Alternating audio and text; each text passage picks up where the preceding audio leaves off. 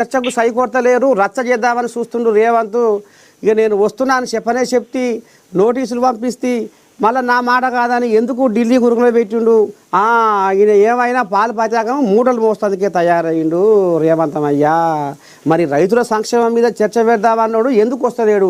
ఒకవేళ ఆయన రాకపోతే ఆయన బదులు ఓ మంత్రినో, వ్యవసాయ శాఖ మంత్రినో, లేకపోతే ఇక పిసిసి పెబ్బనో మరి ఎందుకు పంపించలేదు? ఒకవేళ మీరు పంపించకపోతే, మీ చేత కాకపోతే మీరు తప్పయిందని ఒప్పుకొని క్షమాపణ చెప్పురి మా అయ్యకు అని అంటుండు కేటీ రాములు. ఏం చెప్తావమ్మా ఆయనకు?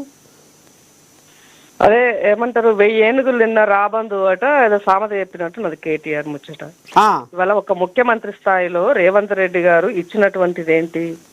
అసెంబ్లీ సాక్షిగా చర్చించాల్సిన అంశాన్ని, అసెంబ్లీ అంటే మీకు, మీ నాయనకు, మీకు ఎవరికి కూడా దాని విలువ లేదు. ప్రజలకి దేవాలయం లాంటి చట్టాలు చేసేటువంటి ప్లేస్ లో చర్చించాల్సిన అవసరం ఉంది. అది వదిలేసి బస్తీ మే సవాల్ నేను అన్న నువ్వు వచ్చేసి అని అంటే నాకు గల్లీ లీడర్ అనుకుంటున్నారు రేవంత్ రెడ్డి అంటే. ముఖ్యమంత్రి, నువ్వు పార్టీ వర్కింగ్ ప్రెసిడెంట్, పార్టీ పరంగా మా పార్టీలో ఉన్నటువంటి నాయకులు ఎవరైనా నీకు చెప్పుండొచ్చు. కానీ సవాలు విసిరింది మీ నాయనకి. ముఖ్యమంత్రి స్థాయిలో ఒక ముఖ్యమంత్రిగా పాలనా పరంగా నిర్ణయాలు చేసింది మీ అయ్య. కాబట్టి మీ అయ్య చెప్పాలి కదా. ప్రతిపక్ష హోదా మీ అయ్య దగ్గర పెట్టుకొని ఇవాళ మాకే సంబంధం లేదు, మా నాయన కేసీరావు అయినా సరే, కేటీ రాములు అయినా సరే, మోడీ అయినా సరే, కిషన్ రెడ్డి అయినా సరే, అందులో ఈయన పేరు కూడా ఉందట, కేటీ రాముల పేరు కూడా ఉందట. నన్ను కూడా రమ్మన్నాడు కాబట్టి నేను సై కొడుతున్నా మాయకు. ఇప్పుడు నిన్ను కూడా రమ్మన్నాడు అంటే దానికి ఒక స్థాయి ఉండాలి కదా. రమ్మన్నాడు అని అంటే ఎందుకు పార్టీ వర్కింగ్ ప్రెసిడెంట్ గా నీకు చెప్పుండొచ్చునేమో. కానీ ముఖ్యమంత్రి ఢిల్లీలో ఉన్న తెలిసి మీరు చర్చకు వచ్చి కూర్చొని రండి అని అంటే నువ్వు బాగా ఘనకార్యం చేసినావని, ఈ రాష్ట్రాన్ని దోసుకొని దాచుకున్న డబ్బుతోన అహంకారంతో మదం ఎక్కి వీళ్ళు రాజకీయం చేస్తున్నారు. ఇంకా కూడా అందుకే అంటున్నా, చింత దచ్చిన పులుపు చావలేదు అన్నట్టుగా రాజకీయంలో ఓడిపోయినాక కూడా మీ అహంకారం తగ్గలే, మీ బాడీ లాంగ్వేజ్ ఏం మాత్రం మారలేదు. సమాజం పట్ల చిత్తశుద్ధి ఉండాలండి పని చేయాలనుకున్నప్పుడు.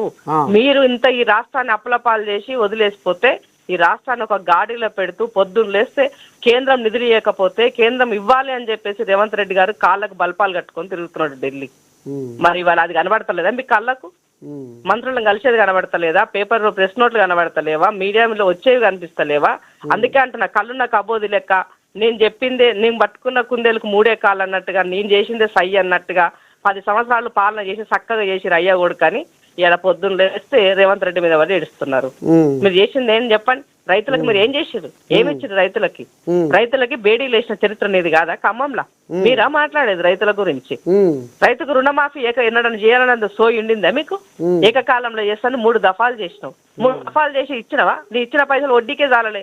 ఎలక్షన్ల ముందు వడ్డీ పైసలు వేసినావు. ఏమైంది? రేవంత్ రెడ్డి వచ్చినాక నువ్వు చేసిన అప్పు పైసలు కూడా రేవంత్ రెడ్డి తీర్చిండు కదా. ఇది మాకున్న చిత్తశుద్ధి. పని చేసేటోని కాళ్ళ కట్టెలు పెట్టు పొద్దున్న లేస్తే శాపనార్థాలు మాట్లాడేటువంటి మీకు మాట్లాడే నైతికత ఎక్కడున్నది? ఉన్నదా మీకేమన్నా? ప్రజల పట్ల మీకు ఇక్కడ చిత్తశుద్ధి ఉన్నదా? ప్రజల యొక్క బాగు ఓరన్న ఆలోచన మీకు ఉండిందే? ఏడ దోసుకోవాలి, ఏడ పైసలు వస్తాయి, ఏడ దాచిపెట్టాలన్న ఆలోచన ఉన్నదే తప్ప 10 సంవత్సరాల కాలంలో ప్రజల పట్ల మీకు ఎలాంటి చిత్తశుద్ధి లేదని పలుసార్లు తేటతెల్లమైంది. అందుకే కేటీ రామారావుని అప్పుడప్పుడు డ్రామారావు అంటావు. ఆ డ్రామాలు కరెక్ట్ గా నిన్న మళ్ళా ప్రూవ్ చేసుకున్నాడు నిజంగా నేను డ్రామారావునే అని. ఎవరైనా ఒక నాయకుడు సవాల్ విసిరినప్పుడు ఆ నాయకుడు లోకల్లో ఉన్నాడా లేడా? ముఖ్యమంత్రి అంటే ఆషిమాషి ఇంట్లో కూర్చొని వ్యక్తి కాదు కదా, గల్లీ లీడర్ కాదు కదా. ముఖ్యమంత్రి అంటే వ్యవహారం ఉంటది, పాలనా పరంగా తన యొక్క షెడ్యూల్ బిజీగా ఉంటది. నువ్వు అంత సవాల్ విసిరి పోని రేవంత్ రెడ్డి గారు కేటీఆర్ రా అని అన్నాడు అనుకోండి, మరి ఉండడా లేదా చూసుకోవాల్సిన సోయి లేదా? లేనప్పుడు రా అని అంటే ఏమనుకుంటారు మీరు? అంటే బద్నాం చేయాలనుకుంటారా?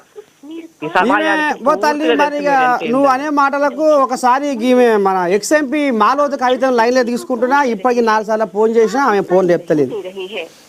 మనం అంటే భయం అన్నా. ఇప్పుడు ఆమె ఏమంటారు, వాళ్ళు ఆ జాతి బిడ్డల కోసం పనిచేయరు, ఆ జాతి రిజర్వేషన్లు పొందుతారు కానీ ఆ జాతి కోసం పనిచేయరు. ఆ జాతికి గూడు ఉన్నదా, ఉపాధి ఉన్నదా, ఆ గూడి పోడు కొట్టుకుంటున్నదా, పోడు భూమి ఉన్నదా, ఆ సోయి లేదు వాళ్ళకి. ఎంతసేపు కేటీఆర్ ఆమెకు మహబూబాబాద్ ఎంపీగా చెప్తే ఏం చేసిందన్న? ఏం డెవలప్మెంట్ చేసింది? పోయి చూడిపోను మహబూబాబాద్ ఎట్టున్నదో. నిన్న మా ఏమంటారు మా డెవలప్మెంట్ కార్యక్రమం చేసిండు. మీరేం చేసినారు? ఎంతసేపు కేటీఆర్ ప్రసన్నం చేసుకోవాలి, హైదరాబాద్ లో తిరగాలి, నేను హైదరాబాద్ లో ఏమేమి వేసుకుంది అందరూ తెలుసు సమాజానికి ఏం చెప్తుంది అన్న దానికి. కాబట్టి ఒక మహిళను గౌరవించాలన్న సంస్కారం ఉన్నటువంటి దాన్ని వాళ్ళ లెక్క కుసంస్కారంగా మాట్లాడేది నాకు లేదు. కాబట్టి కవిత నిన్న సీతక్క గురించి మాట్లాడే నైతికత ఏమున్నదమ్మా నీకు? సీతక్క గురించి మాట్లాడే నైతికత ఏమున్నది?